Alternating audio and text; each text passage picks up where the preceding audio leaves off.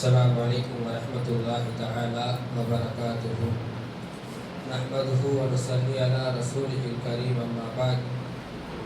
أعوذ بالله من الشيطان الرجيم. بسم الله الرحمن الرحيم. اهدنا الصراط المستقيم. صدق الله العظيم. وقال رسول الله صلى الله عليه وسلم: لا صلاة لمن لم يقرأ بالفاتحة الكتاب، أو كما قال عليه الصلاة والسلام. அல்லாஹ்வின் மாபெரும் கிருபையினால் முதல் தராவியை நிறைவு செய்து நாம் அமர்ந்திருக்கிறோம். அல்ஹம்துலில்லாஹ். இந்த ரமலான் மாதத்தினுடைய அனைத்து ஹைர்களையும் பரக்கத்துகளையும் பெற்ற சமூகத்திலே அல்லாஹ் தஆலா நம்மை சேர்ப்பானாக. இன்ஷா அல்லாஹ் ஒவ்வொரு நாள் தராவிக்கு பிறகும் அன்று ஓதப்பட்ட வசனங்களிலே ஒரு வசனம், முக்கியமான வசனத்தை எடுத்து அதை குறித்த சில செய்திகளை இன்ஷா அல்லாஹ் நாம் பகிர்வோம். அந்த அடிப்படையிலே இன்றைக்கு முதல் நாள் ஓதப்பட்ட முக்கிய வசனம் அல்ல, ஓதப்பட்ட முக்கியமான சூரா. வெறும் ஒரு ரக்காத் 2 ரக்காத் அல்ல, ஓதப்பட்ட தொழப்பட்ட 23 ரக்காத்களிலும் ஓதப்பட்ட சூரத்துல் ஃபாத்திஹா. அன்றாடம் நாம் ஓதக்கூடிய, எல்லோருக்கும் தெரிந்திருக்கக்கூடிய சூரத்துல் ஃபாத்திஹாவை குறித்த ஒரு சில செய்திகள். அல்லாஹ் ஜல்ல ஷானஹு வ தஆலா திருக்குர்ஆனிலே இறக்கி இருக்கின்ற 114 சூறாக்களில் 113 சூறாவை விட சிறந்த சூரா என்று சொல்ல வேண்டும் என்றால் அது சூரத்துல் ஃபாத்திஹா. அதே போன்று மற்ற எல்லா சூறாக்களிலும் இருக்கக்கூடிய அனைத்து கருத்துகளையும் உள்ளடக்கி ஒரே சூறாவில் அல்லாஹ் வைத்திருக்கிறான் என்று சொன்னால் அது சூரத்துல் ஃபாத்திஹா. சூரத்துல் ஃபாத்திஹாவிலே எல்லா சூறாக்களுடைய கருத்துகளையும் அல்லாஹ் தஆலா வைத்திருக்கிறான். அதனால்தான் சூரத்துல் ஃபாத்திஹாவுக்கு இன்னொரு பெயர் இருக்கிறது, உம்முல் கிதாப். உம்முல் கிதாப், உம்முல் குர்ஆன் என்று சொல்லலாம். அதாவது குர்ஆனின் தாய். எல்லா சூறாவுக்குமான ஹெட் எதுனா சூரத்துல் ஃபாத்திஹா. எனவேதான் சூரத்துல் ஃபாத்திஹாவை தெரியாத முஸ்லிம்கள் இல்லை என்று சொல்லிவிடலாம். அந்த அளவுக்கு சிறப்புக்குரியது சூரத்துல் ஃபாத்திஹா. திருக்குர்ஆனிலே சில வசனங்கள் இருக்கிறது. அந்த வசனங்களை போன்றே தௌராத்தில் சிலருக்கு கொடுக்கப்பட்டிருக்கலாம், ஜபூரிலோ அல்லது இஞ்சிலோ இருக்கலாம். ஆனா சூரத்துல் ஃபாத்திஹாவை இதுக்கு முன்னாடி எந்த நபிமார்களுக்கும் அல்லாஹ் தரல. ஸல்லல்லாஹு அலைஹி வஸல்லம் அவர்கள் சொல்லியிருக்கிறார். ஒன்று சூரத்துல் ஃபாத்திஹா, இன்னொன்று பக்ராவுடைய கடைசி 2 வசனங்கள். இந்த 2 விஷயங்களும் நபி ஸல்லல்லாஹு அலைஹி வஸல்லம் அவர்களுக்கு முன்பு உள்ள எந்த சமுதாயத்திற்கும் கொடுக்கப்படவில்லை. அப்பேற்பட்ட சிறப்பு மிகுந்த ஒரு சூறாவை அல்லாஹ் தஆலா இந்த உம்மத்திற்கு ஸ்பெஷலா கொடுத்திருக்கிறார். வேற யாருக்கும் கொடுக்கப்படவில்லை என்று இருக்கிறது. அன்பானவர்களே, ஷைத்தான் அழுத தருணம் என்று சிலது இருக்கு. ஷைத்தான் இருக்கிறானே, வாழ்க்கையில சில நேரங்கள் இருக்கிறது, தன்னுடைய தலையில மண்ணை வாரி போட்டு கதறி கதறி அழுத தருணங்கள் இருக்குது. நபி ஸல்லல்லாஹு அலைஹி வஸல்லம் அவர்கள் பிறந்த தினம். ஏன்னா இந்த உம்மத்தை அவன் வழிகெடுக்கணும்னு நினைச்சான். ஆனா இந்த உம்மத்திற்கு சீர்திருத்தம் செய்ய வந்தவர்கள் ஸல்லல்லாஹு அலைஹி வஸல்லம். உம்மத்தை சீர்திருத்தம் செய்ய வந்ததுனால அன்னைக்கு ரொம்ப அழுதார். அரஃபாவுடைய நாள்ல இத்தனை நாள் மக்கள் ஒரு வருடம் முழுவதும் பாவ மூட்டையை சுமந்து கொண்டு இருப்பார்கள். அரஃபால அல்லாஹ் இடத்துல தௌபாவை கேட்டா அல்லாஹ் உள்ள ஃபுல்லா மன்னிச்சிருவார். அப்போ அரஃபாவுடைய நாளிலே அல்லாஹ் தௌபாவை மன்னிக்கும் பொழுது, இத்தனை நாளா ஒரு மனிதனை நான் பாவத்தை தூக்க வச்சிருந்தேன், இன்னைக்கு எல்லா பாவமும் மன்னிச்சிடுச்சு என்று ஷைத்தான் கதறி கதறி அழுவான். இன்னொன்று, சூரத்துல் ஃபாத்திஹா இறங்கும் பொழுது ஷைத்தான் தன்னுடைய தலையில மண்ணை வாரி போட்டு கொண்டு அழுதான். ஏன்னா சூரத்துல் ஃபாத்திஹால வரக்கூடிய விஷயங்கள் அப்படி. சூரத்துல் ஃபாத்திஹா 2 பிரிவாக பிரிக்கலாம்.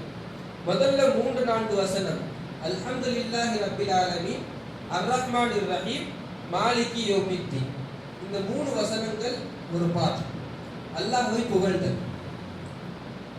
எல்லாம் அல்ல அல்லாஹ் தஆலா அவன் ரஹ்மானாக இருக்கிறான், ரஹீமாக இருக்கிறான், கிருபையுள்ளவனாக இருக்கிறான், மாலிகி யௌமித்தீன், கியாமத் நாளிலே அதிபதியாக இருக்கிறான். முதல் 3 வசனங்கள் அல்லாஹ்வை புகழ்தல். அடுத்த 4 வசனங்கள் இருக்கிறது, அது அல்லாஹ்விடத்திலே துஆ. இஹ்தினஸ் ஸிராத்தல் முஸ்தகீம், யா அல்லாஹ் என்னை நேரான பாதையில் ஆக்கிவிடு. இந்த துஆவை இந்த வசனத்தை ஒவ்வொரு முஃமினும் ஒவ்வொரு நாள் தொழுவும் பொழுது அது ஃபர்லா இருந்தாலும் சரி, சுன்னத்தா இருந்தாலும் சரி, நஃபிலா இருந்தாலும் சரி, எல்லா தொழுகையிலும் இருக்கிறது.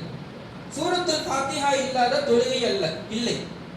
ஷாஃபி மத்ஹபின் படி ஜனாஸா தொழுகையிலும் கூட சூரத்துல் ஃபாத்திஹா ஓதுவார்.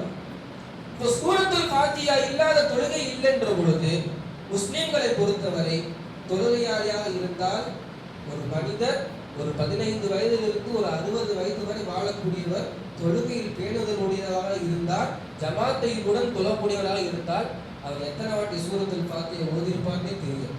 பல லட்சங்களை தாண்டலாம். அப்போ இந்த சூரத்துல் ஃபாத்திஹா ஓதும் பொழுது ஒவ்வொரு வாட்டியும் நம்ம என்ன கேட்கிறோம்? இஹ்தினஸ் சிராத்தல் முஸ்தகீம், யா அல்லாஹ் எனக்கு நேரான பாதையை கொடு. இந்த பாதையை நம்ம கேட்டுக்கிட்டே இருக்கும் பொழுது ஷைத்தான் அங்க வைத்திருச்சு. நம்ம அவனை கஷ்டப்பட்டு வழி எடுத்துட்டு இருக்கிறோம். இந்த முஃமின் இஹ்தினஸ் சிராத்தல் முஸ்தகீம், எனக்கு நேரான பாதையை கொடியாங்கன்னு கேட்கிறானே என்று ஷைத்தான் அழக்கூடிய தருணமாக இந்த சூரத்துல் ஃபாத்திஹா இருக்கிறது.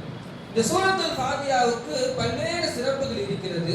அதுல மிக ஒன்னே ஒன்று சொல்லணும்னா, எப்பேற்பட்ட கடும் விஷமாக இருந்தாலும் சரி சூரத்துல் ஃபாத்திஹா ஷிஃபா. பல்வேறு ஹதீஸ்கள் மூலமாக நிரூபிக்கப்பட்ட செய்தி, சூரத்துல் ஃபாத்திஹாவை போன்று மிகப்பெரிய மருந்து இந்த உலகத்தில் இல்லை என்று சொல்லிவிடலாம். அபூ சயீத் அல்-ஹுதுரி ரலியல்லாஹு அன்ஹு, அந்த சஹாபி என்ன பண்றாரு, ஏதோ ஒரு பயணத்துக்கு ஏதோ ஒரு ஊருக்கு போயிருக்கிறாரு. போயிட்டு இருக்கும் பொழுது வழியில ஒருவர் பாம்பு கடித்து விஷம் ஏறி படுத்துக் கொண்டிருக்கிறார். விஷம் தலைக்கு ஏறிடுச்சு, என்ன செய்யறதுன்னு தெரியல. அந்த வழியில சென்ற அபூ சயீத் அல்-ஹுதுரி ரலியல்லாஹு அன்ஹு அவர்கள் 7 முறை சூரத்துல் ஃபாத்திஹாவை ஓதி அதை ஊதி அந்த இடத்துல தடவி விடுகிறார்கள். விஷம் நீங்கி விட்டது, அவர் ஹயாத்தா இருக்கிறார். ஓதுனதுக்கு அப்புறம் அவர் தெரிஞ்சதுக்கு அப்புறம் அந்த மக்கள் என்ன பண்றாங்க, அவருக்கு ஒரு அன்பளிப்பு ஏதோ ஒரு ஹதியாவை கொடுக்குறாங்க, ஒரு பொருளை. சஹாபாக்கள் ஒரு பொருளை கழித்தவுடன் அப்படியே அதை எடுத்துக்கொள்ள மாட்டார்கள். பெருமானார் ஸல்லல்லாஹு அலைஹி வஸல்லம் அவர்களை கேட்கும்பார். வந்து நபி ஸல்லல்லாஹு அலைஹி வஸல்லம் கிட்ட கேட்கிறாரு அந்த சஹாபி, இந்த மாதிரி போன இந்த ஊர்ல விஷம் கிடைச்சிச்சு, நான் ஓதி விட்ட எல்லா விஷயங்களையும் சொல்கிறார், இந்த பொருளை நான் சாப்பிடலாமா? நான் குர்ஆன் ஓதி அந்த அல்ஹம்து சூராவை ஓதி விஷத்தை நீக்கினேன், அல்லாஹ் தஆலா அதன் மூலமாக நீக்கினான், அதுக்கு ஒரு ஹதியா கொடுத்தாங்க, இதை நான் சாப்பிடலாமான்னு கேட்கறதுக்கு நபி ஸல்லல்லாஹு அலைஹி வஸல்லம் நீங்கள் தாராளமாக அந்த பொருளை பயன்படுத்தலாம், வேறனா உங்களுடைய பங்கை எனக்கு நீங்க கொஞ்சம் கொடுங்கன்னு கேட்டிருக்கிறாங்க. இப்படி ஸல்லல்லாஹு அலைஹி வஸல்லம் அவர்கள் இந்த சூரத்துல் ஃபாத்திஹாவின் மூலமாக ஓதி பார்ப்பதை அனுமதித்திருக்கிறார்கள். எனவே சொல்ல வரக்கூடிய செய்தி, எந்த கஷ்டமாக இருந்தாலும் சரி, எப்பேற்பட்ட கடும் காய்ச்சலாக இருந்தாலும் சரி, சூரத்துல் ஃபாத்திஹாவை பிஸ்மில்லாவுடன் ஓதி தண்ணீரில் ஊதி அதை குடித்தால் அதில் ஷிஃபா இருக்கிறது. அல்லாஹ் ஜல்ல ஷானஹு வ தஆலா சூரத்துல் ஃபாத்திஹாவில் உள்ள அனைத்து கைர்களையும் பரக்கத்துகளையும் பெற்றவர்களாக நம்மை ஆக்குவானாக. நமக்கு ரமலான் மாதத்தை சலாமத்தாகவும் ரமலான் மாதத்துக்கு நம்மையும் சலாமத்தாகவும் அல்லாஹ் தஆலா ஆக்குவானாக. ஆமீன். வ ஆகிரு தஅவானா அல்ஹம்துலில்லாஹி ரப்பில் ஆலமீன்.